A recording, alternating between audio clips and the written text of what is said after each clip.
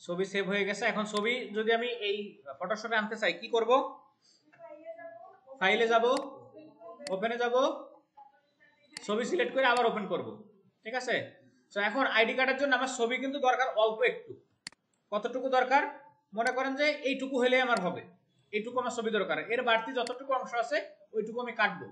কাটার জন্য আমাদের এখানে ছুরি দাগ আছে, কিছুই নাই, আছে ক্রপ টুল। ঠিক আছে? এটা হচ্ছে ক্রপ টুল। দেখেন ক্রপ টুল রাইট ক্লিক করার পরে এর ভিতরে আরো বেশ কয়েকটা অপশন আছে। তো আমি শুধুমাত্র ক্রপ টুল যেটা এটা সিলেক্ট করলাম, তারপর যতটুকু কাটবো ওই এরিয়াটুকু এরকম ভাবে টেনে সিলেক্ট করি। ঠিক আছে? এরপরে যদি আবার মনে হয় যে আরো বাড়তি অংশ কিছু রাখবো, তাহলে আপনার এই যে হ্যান্ডেলগুলো আছে এইগুলো ধরে টানাটানি করে আপনি বড় ছোট করতে পারেন সাইডে। দেখেন, ঠিক আছে? এইটুকু। এবার কিবোর্ড থেকে ইন্টার প্রেস করেন অথবা উপরে দেখেন টিক চিহ্ন আছে, এটা সাইজ মতো কাটলাম। এখন এর ব্যাকগ্রাউন্ডে যেটা আছে এটা রিমুভ করতে হবে, ব্যাকগ্রাউন্ড রিমুভ করতে হবে। তো ব্যাকগ্রাউন্ড রিমুভ করার আগে অবশ্যই লেয়ারটাকে আনলক করে নিতে হবে। এই যে লেয়ার যদি এখানে না থাকে উইন্ডোতে যাবেন, এখান থেকে দেখেন লেয়ার। ঠিক আছে? যদি তাও খুঁজে না পান ওয়ার্ক স্পেসে যাবেন, এসেনশিয়াল ডিফল্ট এটাতে মানে টিক চিহ্ন দিয়ে দেবেন। দেখেন এইরকম ভাবে লেয়ার টেয়ার সব চলে আসবে। সো লেয়ারটা আনলক করেন, একটা ক্লিক করলে আনলক হয়ে যায়। ব্যাকগ্রাউন্ড রিমুভ করার মতো মোটামুটি 7-8টা পদ্ধতি আছে। সবচেয়ে কঠিন যে পদ্ধতিটা সেটা এখন শিখব। ঠিক আছে? দেখেন নিচের দিকে ইরেজার নামে একটা আছে, টুল আছে, ইরেজার টুল দিয়ে ব্যাকগ্রাউন্ড মুছতে হবে। ইরেজার টুলে আসলাম, আসার পরে দেখেন এই যে এরকম করলে কাটে সুন্দর করে, কিন্তু জিনিসটা সাইজ খুব ছোট হচ্ছে। এটা সাইজ বড় করার জন্য কন্ট্রোল বারে আপনি এখান থেকে দেখেন সাইজ আছে, এখান থেকে বড় ছোট করতে পারেন, অথবা ফাঁকা জায়গাতে রাইট ক্লিক করলে এরকম ওই সেম উইন্ডোটা এখানে আসবে। আপনি চাইলে এখান থেকে বড় ছোট করে নিতে পারেন। দেখেন কত বড় বড় করে কাটতেছে, জাস্ট ক্লিক দিলে এরকম করে কাটে। ঠিক আছে? সো এখন এর কানের দিকে, ঘাড়ের দিকে যে জায়গাগুলো আছে এখানে তো আবার ব্রাশ সাইজটা ছোট দরকার, তাহলে আবার রাইট ক্লিক করে আপনি এখান থেকে কমায় নেবেন। ছোট যেখানে ছোট দরকার সেখানে ছোট করবেন, যেখানে বড় দরকার বড় করবেন। আর এটারে জুম করবেন কিভাবে? কিবোর্ড থেকে কন্ট্রোল প্লাস দিলে এটা জুম ইন হবে, কন্ট্রোল মাইনাস দিলে জুম আউট হবে। ঠিক আছে? এরকম করে ছোট ছোট করে করে নিয়ে কেটে চার সাইডে প্রথমত কাটবেন একদম এর বডির সাইডে যতটুকু জায়গা আছে এই জায়গাটুকু। ঠিক আছে? কান জানে কেটে ফেলাইন না কেউ, কান কাটলে আবার সদরে নিয়ে লাগবে না।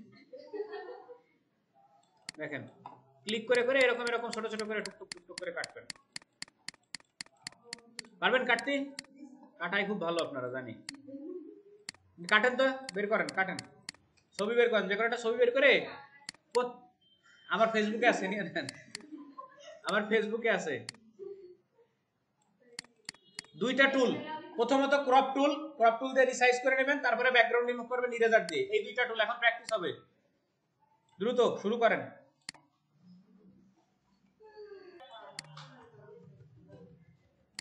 আমি এটার ব্যাকগ্রাউন্ড রিমুভ করে দিই, তারপরে আইডি কার্ড যদি সময় পাই তাইলে হবে, না হলে নাই।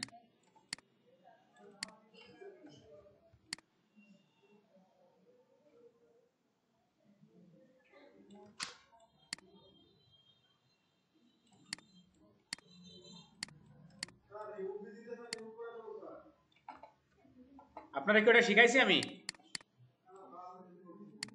আপনার বাড়িতে পিসি নাই, আপনারা না কইছি শুয়ে থাকতি, যে যতটুকু শিখাই অতটুকু শিখেন।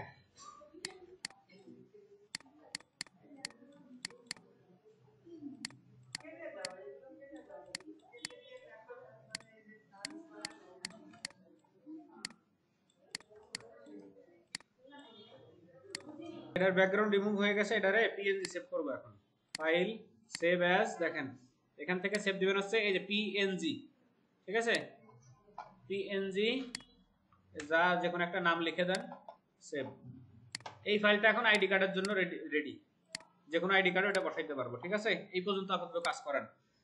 ক্রপ করবেন, ব্যাকগ্রাউন্ড রিমুভ করবেন, পিএনজি ফাইল সেভ করবেন।